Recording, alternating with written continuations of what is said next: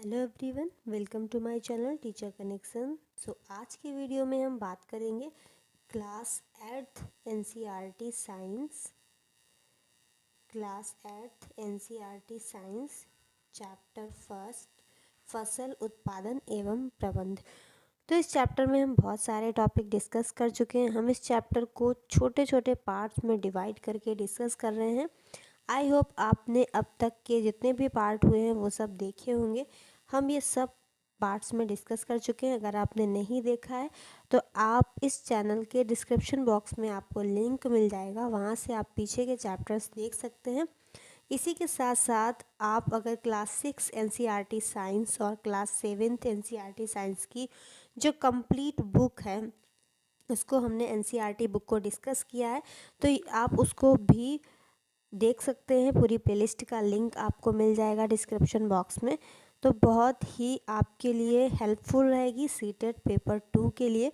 तो आज का हमारा टॉपिक है सिंचाई।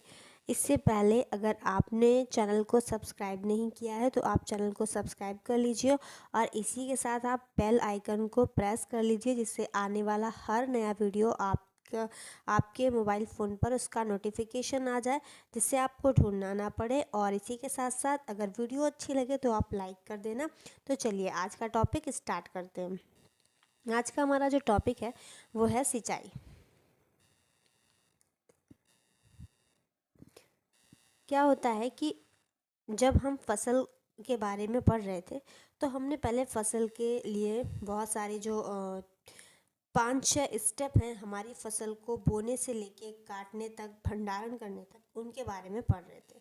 तो इससे पहले जो हमने पढ़ा था उसमें हमने पढ़ा था कि कैसे फसल को खाद देनी है, कि फसल में ऐसी कौन कौन सी खाद मिलाते हैं जिससे कि बीज जो है हमारा वो अच्छे से ग्रो कर सके। उससे पहले खेत की जुताई कैसे हुई, ये बुआई कैसे हुई, इन सब चीज़ों के बारे में हमने जाना। और इसी के साथ साथ आज का जो हमारा स्टेप है वो है सिंचाई। तो ये हम पढ़ रहे थे। तो इसमें हमने पहला स्टेप पढ़ा था मिट्टी को तैयार करना। दूसरा स्टेप हमने पढ़ा था कि बुआई क्या होती है और बुआई कैसे करते हैं, और बुआई में कौन कौन से उपकरण यूज होते हैं, और परंपरागत बुआई कैसे होती थी और आधुनिक बुआई कैसे होती है। फिर हमने देखा कि खाद एवं उर्वरक कैसे अपने खेतों में अपनी फसलों को हम देते हैं। तो खाद एवं उर्वरक के हमने पारंपरिक तरीके भी देखे, आधुनिक भी देखे। पारंपरिक कैसा था और आधुनिक कैसा था, कौन सी खाद बेस्ट थी, ये सारी चीज़ें हमने डिस्कस की। आज का जो हमारा टॉपिक है वो है सिंचाई। इसी के साथ हम पढ़ेंगे खरपतवार से सुरक्षा। तो आज हम ये 2 टॉपिक कवर करेंगे, फिर हम कटाई और भंडारण नेक्स्ट पार्ट में पढ़ेंगे। इसी के साथ हमारा ये चैप्टर भी हो जाएगा कंप्लीट। तो चलिए स्टार्ट करते हैं। आज क्या पढ़ेंगे हम? सिंचाई।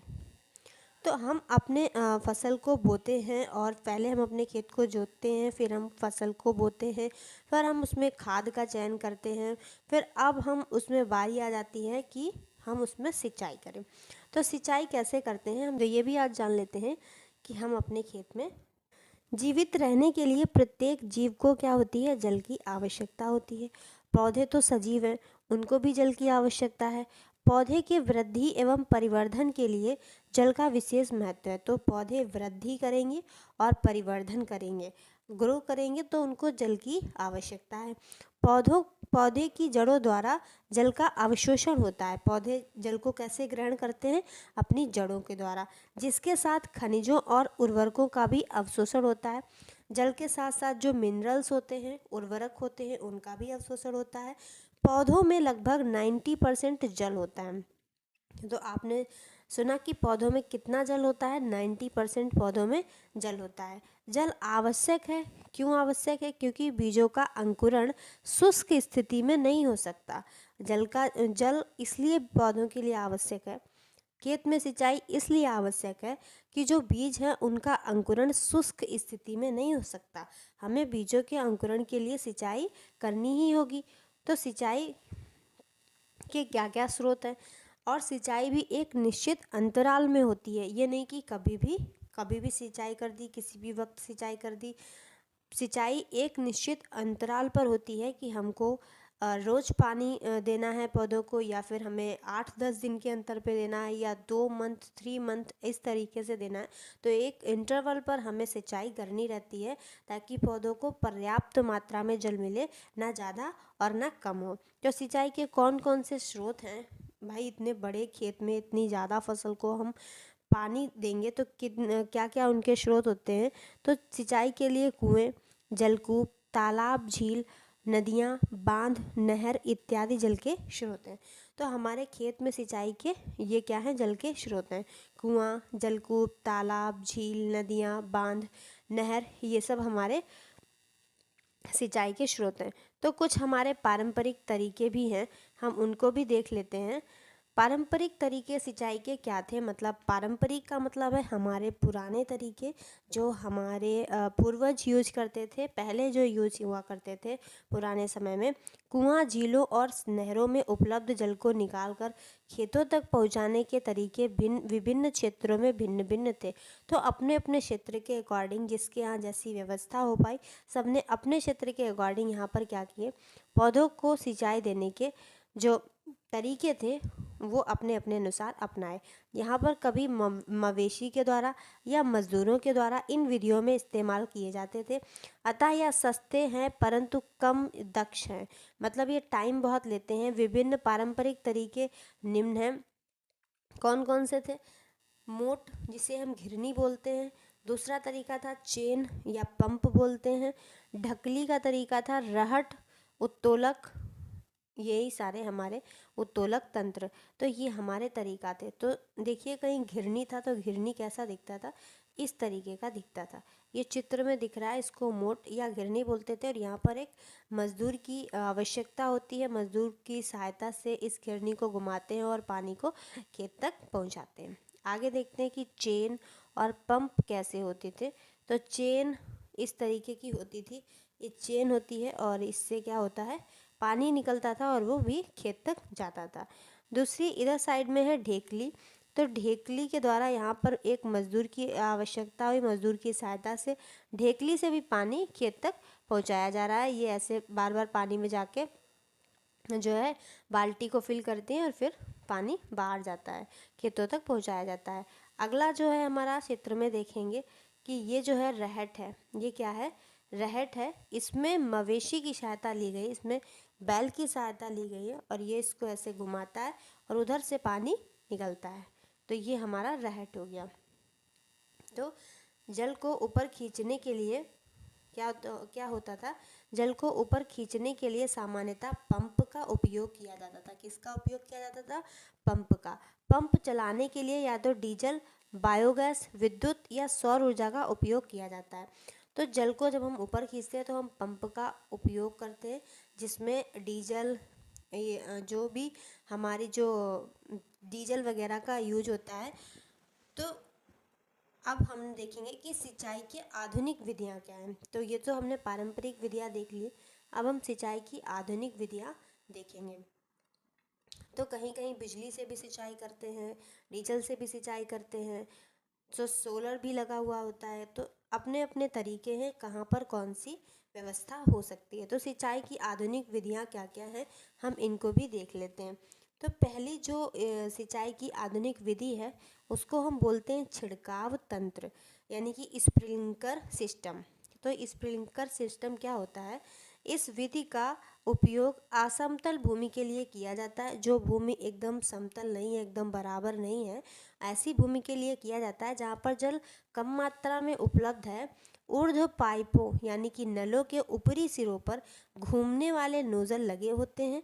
यह पाइप निश्चित दूरी पर मुख्य पाइप से जुड़े होते हैं और जब पंप की सहायता से जल मुख्य पाइप में भेजा जाता है तो वह घूमते हुए नोजल से बाहर निकलता है। इसका छिड़काव पौधों पर इस प्रकार होता है जैसे वर्षा हो रही हो। तो छिड़काव इस तरीके से होता है कि जैसे वर्षा हो रही हो, तो यहाँ पर एक पाइप लगा होता है और नोजल लगा रहता है, जिसकी सहायता से ये मेन पाइप से जुड़ा रहता है और फिर जब ये पंप की सहायता से जल मुख्य पाइप में भेजता है तो वह घूमते हुए नोजल से बाहर आ जाता है। इस प्रकार पौधों पर क्या हो जाता है? छिड़काव हो जाता है और ऐसे छिड़काव होता है जैसे वर्षा हो रही हो। तो आगे देखते हैं। अब हमारी दूसरी विधि है यहाँ पर दूसरी विधि का नाम है ड्रिप तंत्र, यानी कि जो ड्रिप होती है, बूंद बूंद वाला जो जल होता है, बूंद बूंद करके आता है, उसको हम ड्रिप तंत्र बोलते हैं। इस विधि में जल कैसे आता है, बूंद बूंद करके सीधे पौधों की जड़ों में गिरता है। तो इसमें पानी क्या होता है, वेस्ट नहीं होता है। तो इसको हम क्या बोलते हैं, ड्रिप तंत्र बोलते हैं। फसलदार पौधों, बगीचों, वृक्षों को पानी देने का यह एक सर्वोत्तम तरीका है। इससे पौधों को बूंद बूंद करके जल प्राप्त हो जाता है। इस विधि में जल बिल्कुल क्या होता है, व्यर्थ नहीं होता है, क्योंकि जल पाइप के अंदर होता है तो व्यर्थ कैसे होगा, और उसमें छोटे छोटे छेद होते हैं जिससे डायरेक्ट पौधों को पानी मिलता रहता है और जितनी आवश्यकता होती है उतना ही पानी मिलता है। और ये जो विधि है, ये ऐसे क्षेत्रों में जहाँ पर जल कम है वहाँ के लिए एकदम वरदान है। ऐसे क्षेत्र जहाँ पर जल कम है वहाँ के लिए एकदम वरदान है। तो ये किस तरीके का होता है, तो ये ड्रिप तंत्र भी ऐसे ही होता है जैसे कुछ छिड़काव वाला होता है, लेकिन यहाँ पर क्या होता है, खेतों में एक पाइप का जाल इस तरीके से लगा रहता है जिससे ये बूंद बूंद करके पानी जाता है। तो ये हमारी सिंचाई व्यवस्था हो गई, क्योंकि पौधों को अगर हम पानी नहीं देंगे तो पौधे ग्रो कैसे करेंगे। भाई हमने बुवाई, जुताई, सिंचाई यहाँ तक तो देख लिया, लेकिन इसके अलावा भी खेत में कुछ और एक काम बाकी रह जाता है, फसल की सुरक्षा। फसल की सुरक्षा करनी है हमें खरपतवार से, तो खरपतवार से सुरक्षा करनी है अपनी फसल की। तो ये खरपतवार क्या होती है, जो हमारे फसल के साथ अवांछित पौधे हैं और प्राकृतिक रूप से फसल के साथ उग जाते हैं। मतलब ऐसे पौधे जो हमको नहीं चाहिए, जो ना ही हमारे खाने योग्य हैं और ना ही वो फसल के रूप में हमने बीज बोए हैं उनके, वो अपनी मर्जी से प्राकृतिक रूप से फसल के साथ उग जाते हैं। ऐसे अवांछित पौधों को हम खरपतवार कहते हैं। क्या कहते हैं, खरपतवार कहते हैं। खरपतवार को हटाने के जो प्रक्रिया है उसको हम निराई बोलते हैं। मतलब हमारी जो फसल होती है और उसके साथ ये जो छोटे छोटे पौधे अपने आप से उग जाते हैं उनको हम खरपतवार बोलते हैं। और इनको जब हम निकालते हैं अपनी फसल के बीच से तो हम इनको निराई बोलते हैं। क्या बोलते हैं, निराई बोलते हैं। तो निराई किस तरीके से होती है और क्या क्या चीज़ें यूज़ की जाती है निराई में, वो सब देखते हैं। तो निराई आवश्यक क्यों है, क्योंकि अगर हम अपने पौधों को जल दे रहे हैं, सिंचाई कर रहे हैं, तो हमारे पौधों को 90% जल चाहिए।